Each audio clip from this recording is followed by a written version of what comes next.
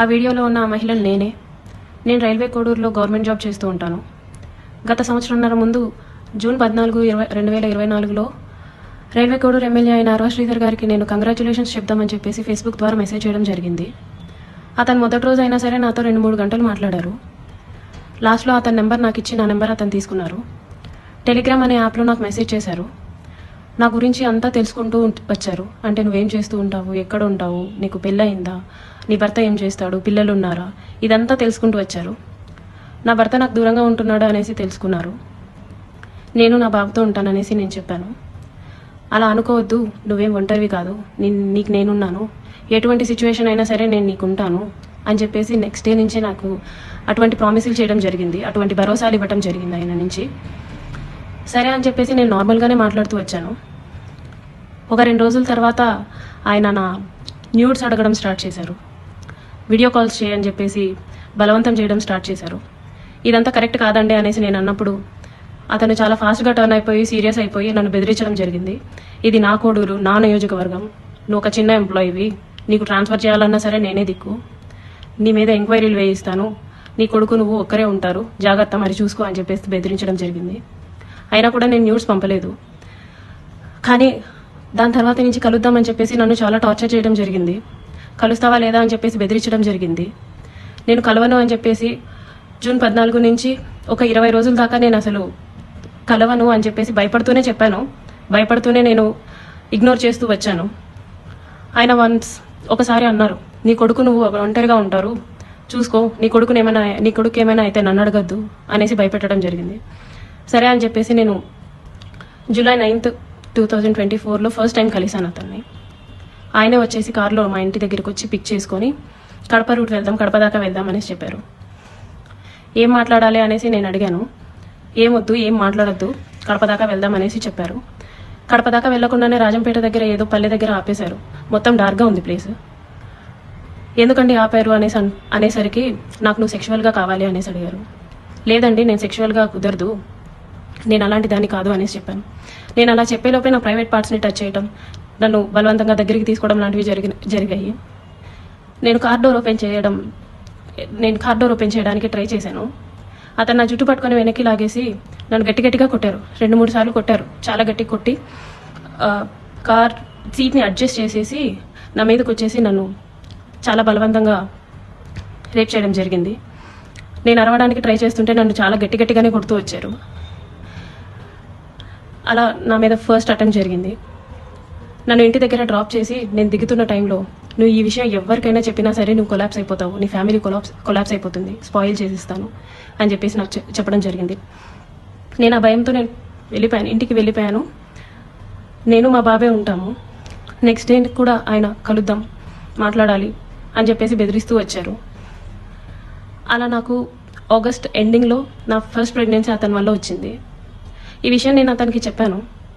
చెప్తే అబార్షన్ చేయించుకో వెంటనే అనేసి అన్నారు.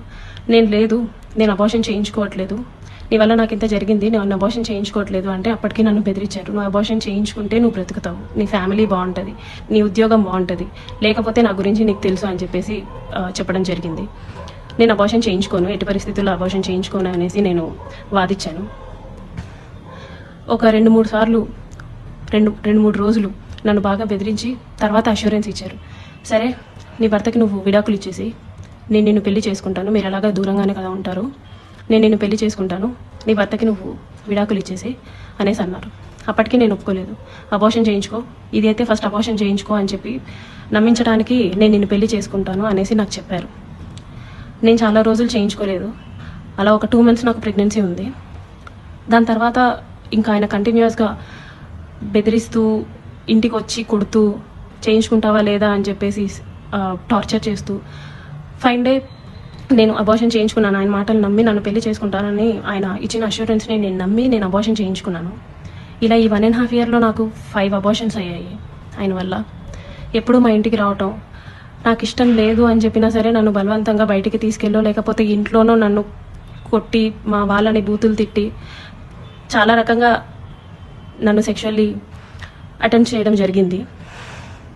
నాకు తెలియని విషయం ఏంటంటే ఆయన నాకు తెలియకుండా మా వాళ్ళ నెంబర్స్, మా వాళ్ళ కాంటాక్ట్ డీటెయిల్స్, ఇంటి అడ్రస్లు ఇవన్నీ కనుక్కొని నా భర్తకి కాల్ చేసి, నువ్వు ఆ పిల్లకి విడాకులు ఇవ్వాలి, విడాకులు ఖచ్చితంగా ఇవ్వాలి, లేకపోతే నిన్ను, నీ ఫ్యామిలీని, నీ కొడుకుని ఎవరిని వదలను, అందరినీ చంపేస్తాను అనేసి బెదిరించడం జరిగిందంట.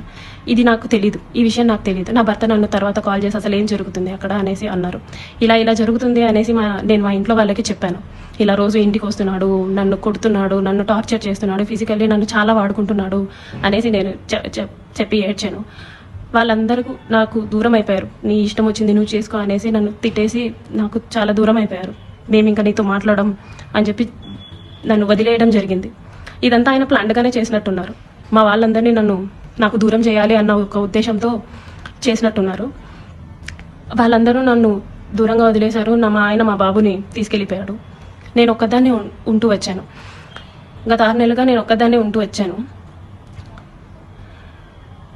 నేను నా ఒంటరితనాన్ని, నాకు పేరెంట్స్ లేరు, అమ్మ నాన్న లేరు అడగడానికి, చేయడానికి. అమ్మ నాన్న లేరు. అతను నాకు అష్యూరెన్స్ ఇస్తూనే వచ్చాడు, మ్యారేజ్ చేసుకుంటాను ఎక్సెట్రా అని చెప్పి. ఇలా వీళ్ళందరూ దూరం అయిపోయి నా గురించి ఎవ్వరూ అడగడానికి కూడా లేరు అని ఆయనకి ఒక క్లారిటీ వచ్చిన తర్వాత ఈ 1.5 year నాతో ఉండి నన్ను ఇష్టం వచ్చినట్టు సెక్షువల్లీ వాడుకొని, లిటరల్లీ నన్ను కొట్టి బలవంతంగా చాలా అంటే చాలాసార్లు చేసి January 7, 2026 ఒక 20 days ముందు, నేను నిన్ను పెళ్లి చేసుకోను, నువ్వేం చేసుకుంటావో చేసుకో, నీ ఇష్టం వచ్చింది చేసుకో, నీ దిక్కున్న చోటు చెప్పుకో, నీ గురించి ఎవడొస్తాడో నేను చూస్తాను, నేను మాట్లాడతాను అనేసి నాకు చెప్పడం జరిగిందండి.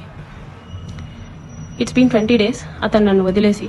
ఈ 1.5 సంవత్సరం నేను నరకం చూశాను. అతని వల్ల చూడాల్సిన నరకం అంతా చూశాను.